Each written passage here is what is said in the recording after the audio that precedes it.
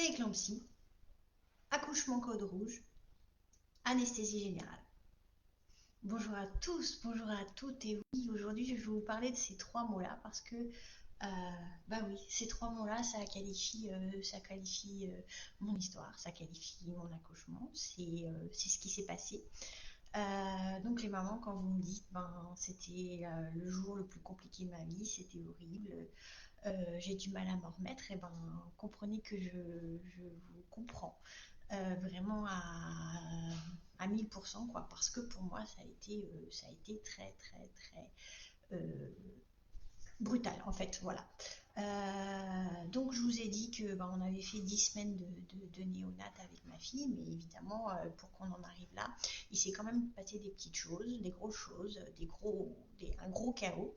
En fait, ben, moi j'étais enceinte de 6 mois et demi, et puis un jour je suis allée au rendez-vous de suivi avec ma sage-femme. Et puis elle me dit: Isabelle, je peux pas te laisser rentrer comme ça, je préférerais que tu passes à l'hôpital pour vérifier. Voilà, elle appelle l'hôpital, elle dit: ben voilà, je vous envoie une maman, machin, elle a son dossier, tout ça. Alors, moi j'y allais pour un contrôle, hein, j'y allais voilà, pour vérifier. Voilà. J'ai pas vu le truc arriver du tout, du tout, du tout. Même si en fait, pour moi la prééclampsie c'était vraiment très, très clair dans ma tête. Parce que dans mon parcours, j'ai rencontré deux personnes qui ont eu des enfants comme ça. J'ai eu un collègue de travail, d'ailleurs David, si tu m'entends, je te fais des gros gros bisous, parce que je sais pas pourquoi. Un midi, tu t'es livré et tu as raconté ce qui s'était passé avec ta petite fille. Et bah, c'était une conversation parmi une autre, mais je sais pas, je m'en rappelle, je m'en rappelle super bien, comme s'il y avait un petit truc dans ma tête qui disait enregistre bien parce que ça risque de t'arriver ça. Coucou Christa, merci d'être là. Donc, ouais, j'ai eu ce collègue qui m'avait parlé de la naissance de sa petite fille comme ça. Et puis j'avais aussi des amis qu'on retrouvait tout le temps en vacances. Et ben la maman, elle avait aussi accouché de ce petit garçon comme ça, de prééclampsie. Donc même si je le voyais pas pour moi du tout quand ça m'est arrivé, je savais très bien en quoi ça consistait. Euh, donc juste pour rappel, en fait, c'est les reins qui dysfonctionnent. Donc on commence par s'empoisonner parce que bah, on ne filtre plus rien. Et puis on a la tension artérielle qui monte, qui monte, qui monte, qui monte et qui ne redescend pas. Et en fait, le truc, c'est que d'une, on s'empoisonne, comme je vous l'ai dit, et puis de l'autre, le fait que la tension artérielle augmente, et ben de plus en plus, le bébé a du mal à recevoir l'oxygène qui lui est nécessaire pour vivre. Donc au bout d'un moment, on arrive quand même à une détresse fétale très importante. Et, euh, et du coup, il faut faire quelque chose, quoi, parce que l'étape d'après, euh, là, l'éclampsie, hein, c'est vraiment des convulsions, des trucs horribles, et on peut y passer et la maman et le bébé. Voilà. Donc pour moi, préclampsie, c'était clair dans ma tête, mais c'était pas pour moi. Enfin voilà. Donc me voilà arrivée au service de gynécologie, quoi, aux recommandations de ma sage-femme. Et puis là, ils me font plein de trucs, des examens, des prises de sang, tout ça, mais je vois toujours pas le truc arriver, quoi. Moi, je m'étais dit que ben, je finirais entre guillemets en grossesse pathologique, quoi, que j'allais rester au lit les 2 mois et demi qui me restaient, quoi, et puis bah, ça irait bien comme ça, quoi. Et la matière dans laquelle j'étais, ils accueillaient pas du tout les prématurés. Donc en fait, j'ai été transférée en ambulance. Là non plus, hein, je me suis dit, bah ouais, ok, d'accord. Et puis ça, c'était en presque début de nuit, quoi. Et puis mon conjoint était avec moi et bah, ils m'ont trouvé une chambre et tout ça. Et au bout d'un moment, je lui ai dit, bah, rentre à la maison, quoi, parce que ça sert à rien. Je sais pas pour combien de temps j'en ai. Si je reste là pendant 2 mois, tu vas pas passer toutes les nuits avec moi. Rentre à la maison et je te tiens au courant, quoi. Voilà. Donc je suis restée toute seule. Dans la journée qui a suivi, j'ai eu la visite, mon papa est venu me voir, j'ai eu des amis proches et tout ça. Et en fait, en fin de journée, j'avais toujours le monito et tout ça. Et là, je vois la gynéco qui débarque dans ma chambre et qui me dit, bah, Madame, il va falloir aller en salle d'accouchement, on va faire naître votre fille. Et là, je crois que je l'ai redit, hein, parce que j'ai travaillé dessus quand même, parce que c'était tellement difficile. C'est comme si le sol s'ouvrait là, devant moi, c'était juste horrible. Et donc j'avais bien tous ces symptômes. Enfin, les reins, je comprenais pas trop. C'est vrai que j'avais un petit peu gonflé et tout ça. Mais la tension artérielle, c'est clair que je pétais les scores pas trop mal là. Bien haut comme il faut. Et puis ça redescendait pas. Donc en fait, ben voilà, j'avais une prééclampsie. Ma fille était en détresse fétale. Il a fallu la faire naître hyper rapidement. Donc pour les mamans qui me parlent de ça, et ça encore, je sais à quel point c'est dur, césarienne code rouge, ça veut dire que là, toutes les types médicales, tout le monde se met en mode urgence plus, et on fait naître votre enfant le plus vite possible. Donc ben, c'est césarienne. Pour moi, ça a été césarienne et ça a été sous anesthésie générale. Voilà. Donc en fait,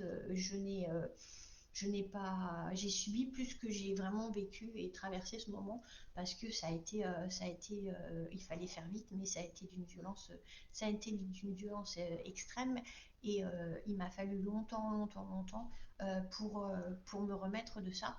Parce que même si après, ben voilà, la suite de l'histoire, elle est plutôt très belle et très positive. Tout le monde a bien été. Ma fille, même si elle était hyper petite, voilà, elle s'est vraiment bien remise de ça, elle a bien grandi, elle n'a pas eu de séquelles de sa prématurité, enfin des petites choses, mais rien de très compliqué. Mais vraiment, ça a été hyper compliqué pour moi de me remettre de mon accouchement. Et puis, à un moment, c'était clair, à chaque fois que j'en parlais, je me mettais à pleurer, pas possible, quoi. Et là, c'est un conseil que je vous donne. Moi, j'ai fait de l'EMDR, donc c'est des petites techniques de mouvement oculaire où en fait il y a un praticien qui vient passer comme ça le doigt devant vous. Et puis, moi, j'aime bien simplifier les choses. Alors, c'est peut-être trop simple, c'est ce que je vais vous dire, mais en fait, c'est comment vraiment classer les dossiers vraiment douloureux là dans les. Voilà, c'est les classer, éviter que ça soit trop difficile à vivre, à aborder, trop difficile d'en reparler. Donc vraiment, en fait, ben, je suis ressortie de cette séance de MDR parce que j'en ai fait qu'une. J'ai fait ça chez un praticien qui fait que ça. Je suis pas allée chez un ou une psy pour faire ça. Et vraiment, il m'a fait revivre tout. Alors c'est bien costaud comme il faut quand même. Mais à la fin de ça, j'ai retrouvé des moments très positifs de mon accouchement. Euh, Moi, je dis toujours, je me rappelle l'infirmière qui me tenait la main, qui me disait ça va aller, comment vous allez l'appeler votre petite fille, etc. Et vraiment, en fait, j'ai oublié tout ce qui était, enfin, j'ai pas oublié, mais j'ai guéri tout ce qui était très douloureux et j'ai gardé que ces petits moments chouettes. Et maintenant, quand j'y repense, c'est vraiment ces petits moments chouettes qui apparaissent en premier dans ma tête, même si c'était hyper compliqué, voilà, de mettre un enfant au monde dans ces conditions. Voilà.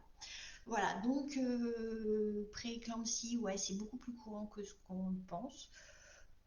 Code rouge, ben, je trouve que c'est très courant aussi. Anesthésie générale, ben, c'est compliqué parce que du coup, ben, on ne maîtrise plus rien, on ne sait plus ce qui se passe, voilà. Donc vraiment, je le répète aujourd'hui, c'est pour ça aussi que ben, vous, les mamans, quand vous venez vers moi pour le sommeil ou autre chose et qu'on évoque ce moment de votre vie, je sais à quel point c'est douloureux et à quel point voilà, on peut avoir vécu des choses d'une violence extrême. Et c'est vraiment bizarre parce qu'on met au monde un enfant et on a l'impression que il faut que ça soit le plus beau jour de notre vie. Bah oui, on accueille un nouvel enfant, donc c'est juste ce qui est le plus beau. Mais on ne doit pas non plus, s'il vous plaît, ne négligez pas ce que vous avez vécu parce que souvent ça laisse des traces et ça mérite quand même qu'on vienne un petit peu en parler et un peu guérir tout ça. Voilà. Donc, dans le petit partage du jour, dites-moi les mamans, alors vous n'êtes pas obligé de m'écrire en commentaire si c'est trop compliqué pour vous, mais faites-moi un petit MP si vous aussi vous avez vécu, voilà, c'était une maman qui m'avait dit ça, pour moi c'était le 3-4, pour moi c'était le jour le plus horrible de ma vie, voilà, donc si vous avez fait prééclampsie, code rouge, anesthésie générale et tout ça, et que vous avez eu un petit peu de complications pour vous en remettre ou que vous n'êtes pas encore remise, Je serais vraiment ravie d'échanger avec vous. Par contre, bien sûr, si vous voulez le faire dans la plus grande discrétion et que ça reste entre nous, faites-moi un MP et puis j'y répondrai avec grand plaisir. Voilà. Donc, je vous propose de vous retrouver demain pour quelque chose de un peu plus gai quand même, hein. Isabelle, là, tu nous as parlé d'un truc bien costaud, bien, tu nous as bien plombé le début de l'après-midi. Donc, demain, je vous propose de vous retrouver pour l'épisode 6 et on fera quelque chose de plus léger, je vous le promets. Voilà. Et puis, j'ai un truc à vous dire aussi, toutes ces petites vidéos seront disponibles sur ma chaîne YouTube. Donc, si vous n'avez pas la possibilité de les visionner en direct ou si vous voulez les voir dans quelques semaines, quelques mois, etc., voilà, vous saurez où les retrouver. Je vais les poster sur YouTube. Merci beaucoup. Bon après-midi à tous. À bientôt.